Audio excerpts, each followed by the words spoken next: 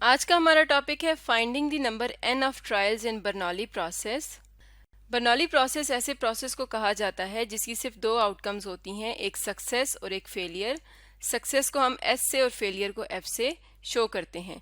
तो आज की वीडियो में हम देखेंगे कि अगर हमें टोटल नंबर ऑफ ट्रायल्स यानी n नहीं मालूम तो उसे हम बर्नौली प्रोसेस में किस तरह से फाइंड आउट करते हैं। उसके लिए हम एक एग्जाम्पल देखते हैं। एग्जाम्पल है हमारे पास, an investor makes money on approximately 70% of her investments, यानी एक इन्वेस्टर अपनी 70% इन्वेस्टमेंट्स में से मनी बना सकती है। She would like to have at least 3 profitable investment in coming year. तो नेक्स्ट ईयर में वो एटलीस्ट 3 प्रॉफिटेबल इन्वेस्टमेंट्स करना चाहती है। एटलीस्ट 3 का मतलब है कि 3 से ज़्यादा इन्वेस्टमेंट्स भी वो कर सकती है। How many investments should she make so that the probability of having at least 3 profitable investment is at least 0.8। अब हमें यहाँ पर यह बताया गया है कि एटलीस्ट 3 प्रॉफिटेबल इन्वेस्टमेंट्स की प्रोबेबिलिटी अगर एटलीस्ट 0.8 है तो उसे कितनी इन्वेस्टमेंट्स करनी चाहिए, यानी हमें यहाँ पर number of trials find out करना है कि मैक्सिमम उसे कितने ट्रायल्स करने चाहिए। तो इस क्वेश्चन में सबसे पहले हम लिखते हैं प्रोबेबिलिटी ऑफ सक्सेस जो कि इक्वल होती है P के। तो सक्सेस की प्रोबेबिलिटी है कि वो अपनी हर इन्वेस्टमेंट में से 70% मनी बना सकती है। तो 70% को प्रोबेबिलिटी की फॉर्म में लिखेंगे 0.7। तो यहाँ से हमारे पास आ जाएगी प्रोबेबिलिटी ऑफ फेलियर जो कि Q की इक्वल होती है, वो आ जाएगी 1 माइनस 0.7 0.3। तो इस प्रॉब्लम को अगर हम मैथमेटिकल फॉर्म में लिखें तो लिख सकते हैं, इफ प्रोबेबिलिटी ऑफ 3 और more successes in n trials is greater than और equal to 0.8 then find n। तो यहाँ पे हमने नंबर n फाइंड आउट करना है जिसमें एटलीस्ट 3 सक्सेसेस के लिए जो प्रोबेबिलिटी हो वो 0.8 हो या उससे ज़्यादा हो। अब यहाँ पे अगर हम देखें तो जो प्रोबेबिलिटी ऑफ सक्सेस है वो 0.7 है और जो प्रोबेबिलिटी हमने अचीव करनी है वो 0.8 है। इन दोनों प्रोबेबिलिटीज़ के दरमियान में इतना ज़्यादा डिस्टेंस नहीं है। तो इस क्वेश्चन को सॉल्व करने के लिए हम जो मेथड इस्तेमाल करेंगे उसे हम कहते हैं गेस एंड टेस्ट। यानी अब यहाँ पर हम n की वैल्यूज़ गेस करके डालेंगे और उसको चेक करेंगे कि क्या इस वैल्यू के लिए जो प्रोबेबिलिटी आ रही है वो इस रेंज में आ रही है या नहीं। तो सबसे पहले हम n की वैल्यू रखते हैं। यहाँ पर हम n की सबसे पहली वैल्यू लेते हैं, if n is equal to 3 then. n की वैल्यू हमने 3 इसलिए ली है कि उसने एटलीस्ट 3 इन्वेस्टमेंट्स करनी है। तो हम सबसे पहले n की वैल्यू 3 रखते हैं और उसमें कैलकुलेट करेंगे कि क्या n की वैल्यू 3 रखने से प्रोबेबिलिटी 0.8 के क्लोज आ रही है या नहीं। तो हम लिखते हैं probability of 3 successes in 3 trials. तो इसमें हमारे पास आ जाएगा 3C3। प्रोबेबिलिटी ऑफ सक्सेस थी 0.7, पावर r है तो r यहाँ पर 3 है। प्रोबेबिलिटी ऑफ फेलियर है 0.3 और इसकी पावर आ जाएगी n माइनस आर, 3 माइनस 3 0। इसको जब हम कैलकुलेट करेंगे तो ये आ जाएगा 0.343 के इक्वल। यानी अगर वो 3 इन्वेस्टमेंट्स करती है तो ये प्रोबेबिलिटी उसके पास आती है और हमें प्रोबेबिलिटी चाहिए एटलीस्ट 0.8, हमारे पास आ रही है एटलीस्ट 0.34। तो इसका मतलब है कि अब हम n की नेक्स्ट वैल्यू रखते हैं। अब हम n की वैल्यू रखते हैं if n is equal to 4 then, यानी अब अगर वो 4 इन्वेस्टमेंट्स करती है तो उस केस में तो यह आ जाएगा प्रोबेबिलिटी ऑफ 3 और मोर सक्सेसेस इन 4 ट्रायल्स। तो अब इसके लिए हमारे पास दो सिचुएशंस आती हैं। एक आती है probability of 3 successes plus probability of 4 successes.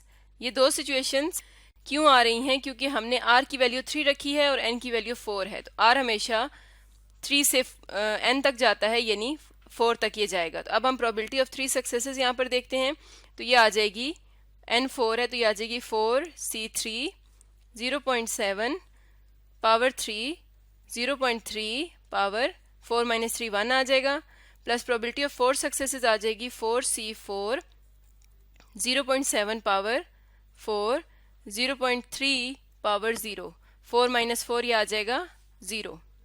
इन्हें जब कैलकुलेट करेंगे तो ये आ जाएगा 0.412 प्लस 0.240 जो कि इक्वल आता है 0.652 के।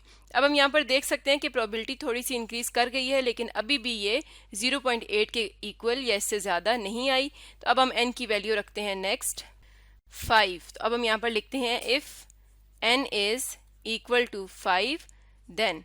तो अब हम इस केस में देखते हैं कि हमारे पास प्रोबेबिलिटी क्या आती है। प्रोबेबिलिटी ऑफ 3 और मोर सक्सेसेस इन 5 ट्रायल्स। तो अब इस केस में हमारे पास प्रोबेबिलिटीज आ जाएंगी, probability of 3 successes plus probability of 4 successes plus probability of 5 successes. तो अब हम यहाँ पर वैल्यूज पुट करेंगे। एन यहाँ पर 5 है तो ये आ जाएगा 5 C3 0.7 पावर 3 0.3 पावर 5 माइनस 3 2 आ जाएगा, प्लस ये आ जाएगा 5 C4 0.7 पावर 4 0.3 पावर 5 माइनस 4 1 आ जाएगा, प्लस 5 C5 0.7 पावर 5 और इसके साथ आ जाएगा 0.3 पावर 0। इसको जब हम सिंप्लीफाई करते हैं तो ये आता है 0.309 प्लस 0.360 प्लस 0.168। इसे जब हम ऐड करेंगे तो ये आ जाएगा 0.837। तो हमारा जो थर्ड गेस था इफ n इक्वल्स टू 5, तो यहाँ पर हमारे पास जो प्रोबेबिलिटी आ गई है वो 0.8 के क्लोज आई है, और यही वो प्रोबेबिलिटी थी जो मिनिमम हमने अचीव करनी थी 3 और मोर इन्वेस्टमेंट्स के लिए। इसका मतलब ये है कि जो इन्वेस्टर है उसे कम से कम कितनी इन्वेस्टमेंट्स करनी चाहिए, एटलीस्ट 5 इन्वेस्टमेंट्स। इस प्रोबेबिलिटी को मीट करने के लिए उसे एटलीस्ट 5 इन्वेस्टमेंट्स करनी चाहिए, ताकि 3 या 3 से ज़्यादा इन्वेस्टमेंट्स पे उसे जो फ़ायदा हो उसकी प्रोबेबिलिटी हो 0.8 या इससे ग्रेटर। तो यहाँ से हमने n की वैल्यू फाइंड आउट कर ली। यहाँ पे n क्या है 5। तो इस तरह से हम बर्नौली प्रोसेस में नंबर ऑफ ट्रायल्स की वैल्यूज़ को फाइंड आउट कर सकते हैं। एक और प्रॉब्लम देखते हैं। नेक्स्ट प्रॉब्लम है, a used car sales woman estimates that each time she shows a customer a car there is probability 0.1 that the customer will buy the car. यानी एक सेल्स वुमन है जो यूज्ड कार्स शो करती है customers को, तो जब भी वो कार शो करती है उसमें 0.1 प्रोबेबिलिटी होती है कि जो कस्टमर है वो कार खरीद लेता है। The sales woman would like to sell at least 1 car per week.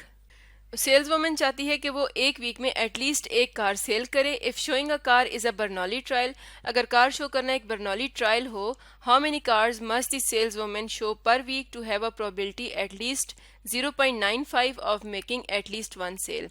यानी अगर हम इसे एक बर्नौली ट्रायल के तौर पर लें तो उससे हर वीक कितनी कार्स शो करनी चाहिए कि एटलीस्ट 1 सेल की प्रोबेबिलिटी उसके पास एटलीस्ट 0.95 आए।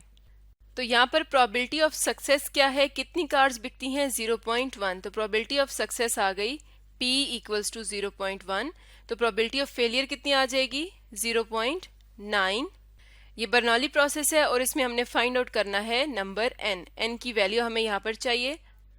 तो इस प्रॉब्लम को हम मैथमेटिकल फॉर्म में इस तरह से लिख सकते हैं कि probability of at least 1 sale in n trials is greater than equals to 0.95। तो यहाँ पर हमने क्या फाइंड आउट करना है, यहाँ पर हमने फाइंड आउट करना है n की वैल्यू।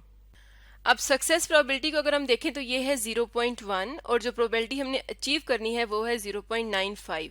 इन दोनों का अगर हम डिफरेंस देखें तो वो बहुत ज़्यादा आ जाता है। तो इसका मतलब है कि इस प्रॉब्लम में हम गेस और टेस्ट जो मेथड था उसको हम यहाँ पर अप्लाई नहीं कर सकते, क्योंकि उसमें वैल्यूज़ बहुत ज़्यादा आ जाती हैं और उसकी कैलकुलेशन में टाइम लगता है। अब उसके लिए हम क्या करेंगे, यहाँ पर हम जानते हैं कि टोटल प्रोबेबिलिटी हमारे पास 1 होती है और हमने प्रोबेबिलिटी फाइंड आउट करनी है at least 1 sale in n trials. तो इसको हम इस तरह से फाइंड आउट कर सकते हैं 1 minus probability of 0 sales in n trials is greater than equals to 0.95।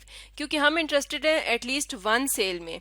At least 1 sale का मतलब है कि 1 से लेकर n तक हम सारी जो प्रोबेबिलिटीज हैं उनको कैलकुलेट करके ऐड करना चाहते हैं।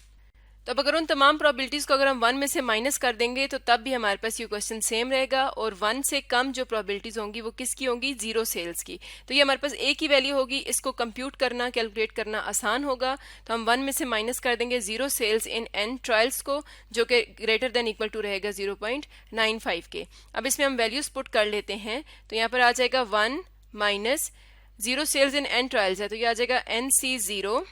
0.1 सक्सेस प्रोबेबिलिटी है, पावर 0 आ जाएगा। 0.9 फेलियर प्रोबेबिलिटी है, पावर n आ जाएगा, और इसको लिखेंगे greater than equal to 0.95। 1 minus NC0 क्या होगा, 1 आ जाएगा। 0.1 पावर 0 भी 1 आ जाएगा, तो हमारे पास रह जाएगा 0.9 whole power n greater than equals to 0.95। अब हम यहाँ से जो n वाली टर्म है उसको इनइक्वालिटी की दूसरी साइड पे ले आएंगे, तो ये आ जाएगा 1 माइनस 0.95 ग्रेटर देन और equal to 0.9 whole power n।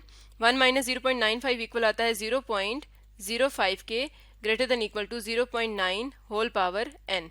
अब n पावर में है तो उसके लिए हम क्या करेंगे, दोनों साइड्स पे log ले लेंगे, तो ये आ जाएगा log ऑफ 0.05 ग्रेटर देन और equal to log of 0.9 whole power n। तो इसको सिंप्लीफाई करते हैं, ये आ जाता है log ऑफ 0.05 ग्रेटर देन और इक्वल टू n नीचे आ जाता है, तो ये आ जाएगा log ऑफ 0.9। जब भी हम किसी नंबर का log लें और उस नंबर की जो भी पावर होती है वो फिर हम log के साथ मल्टीप्लाई कर देते हैं। अब हम यहाँ पर क्या करेंगे, log ऑफ 0.05 जब कैलकुलेट करते हैं तो ये आ जाता है माइनस 2.9957 ग्रेटर देन और equal to n into log of 0.9 आ जाएगा माइनस 10536, ये है 0.105, तो इसे हम लिखेंगे माइनस 0.10536। अब हमने यहाँ से n की वैल्यू फाइंड आउट करनी है, तो हमारे पास ये आ जाएगा माइनस 2.9957, इसे हम डिवाइड कर देंगे माइनस 0.10536 के साथ। तो ये जो इनइक्वालिटी है ये चेंज हो जाएगी क्योंकि हमने नेगेटिव नंबर से इस तरफ डिवाइड किया है, तो ये आ जाएगा लेस देन और इक्वल टू n। और इसे जब हम डिवाइड कर लेंगे तो ये आ जाएगा 28.476 लेस देन इक्वल टू 10, या हम लिख सकते हैं n इज ग्रेटर देन और इक्वल टू 28.476।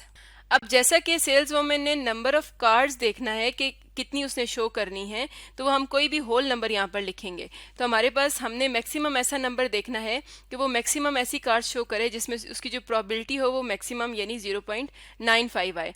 तो हम ये नहीं कह सकते कि वो 28.4 कार्ड्स शो करेगी। इसका मतलब ये है कि हमने 28.4 को राउंड ऑफ करना है, तो इस केस में हम इसे राउंड अप करेंगे, तो ये आ जाएगा अप्रोक्सीमेटली इक्वल्स टू 29 के, यानी वो एटलीस्ट 29 कार्ड्स शो करेगी। n क्या होना चाहिए, ग्रेटर देन और इक्वल टू 29 होना चाहिए। तो इसका मतलब ये है कि एटलीस्ट 29 कार्ड्स शो करेगी ताकि उसकी जो प्रोबेबिलिटी है 1 कार्ड सेल होने की वो 0.95 या उससे ज़्यादा हो। तो यहाँ से जो हमने n की वैल्यू फाइंड आउट की है वो कितनी आई है, n की वैल्यू है ग्रेटर देन और इक्वल टू 29। तो इस तरह से हम नंबर ऑफ ट्रायल्स को फाइंड आउट कर सकते हैं किसी भी बर्नौली प्रोसेस में। तो जब भी हम इस तरह के प्रॉब्लम्स को सॉल्व करते हैं हमने ये देखना है कि प्रोबेबिलिटी ऑफ सक्सेस और जो प्रोबेबिलिटी हमने अचीव करनी है उन दोनों के दरमियान अगर डिफरेंस ज़्यादा है तो हम फिर ये वाला मेथड इस्तेमाल कर सकते हैं। अगर इनके दरमियान डिफरेंस इतना ज़्यादा नहीं है तो उसके लिए हम गेस एंड टेस्ट मेथड को यूज़ कर सकते हैं। तो आज की वीडियो में हमने देखा finding the number n of trials in Bernoulli process.